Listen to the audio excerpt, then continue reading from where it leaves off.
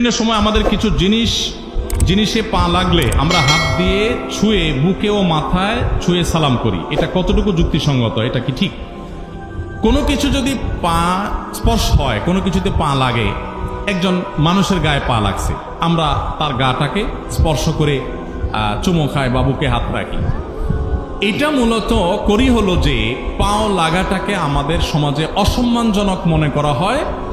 আমার পা লাগাটা যে ভুলে হয়ে গেছে, জাস্ট সেটা বোঝাবার জন্য আমরা এটা করি।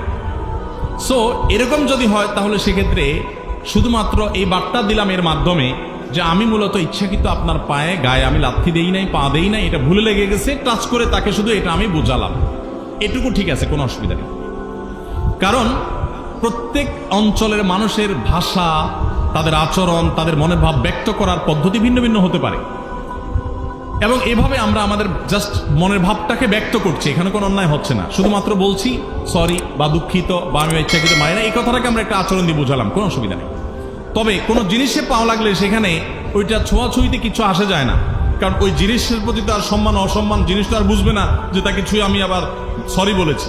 অতএব জিনিস পাও লেগে গেছে, যদি এই জিনিসটা পাও লাগার মতো জিনিস না হয়, খাদ্য, সেখানে পা লেগে গেছে, তাহলে সেক্ষেত্রে আমার সতর্ক হতে হবে পরবর্তী জনের জন্য এটা না হয়। কিন্তু সেখানে ছোঁয়াছুঁই করার কোনো যৌক্তিক কারণ নাই। কিন্তু কোনো মানুষের গায়ে লেগে গেছে, আমরা ছুঁয়ে নিলাম, টাচ করলাম, ধরলাম, বুঝালাম, এটা জায়েজ হতে পারে ইনশাআল্লাহ। তাহলে বাবার বাড়ি নাটোর, সেখানে কসর পড়বো নাকি পুরো নামাজ পড়বো? একজন বোন প্রশ্ন করেছেন, মেয়েরা বাবার বাড়িতে গেলে সফরের নামাজ অর্থাৎ কসর পড়বেন না পুরো নামাজ পড়বেন? এর উত্তর হলো যে মেয়েরা বিয়ের পর স্বামীর সংসারে যখন চলে আসে এটা তাদের স্থায়ী ঠিকানা হয়।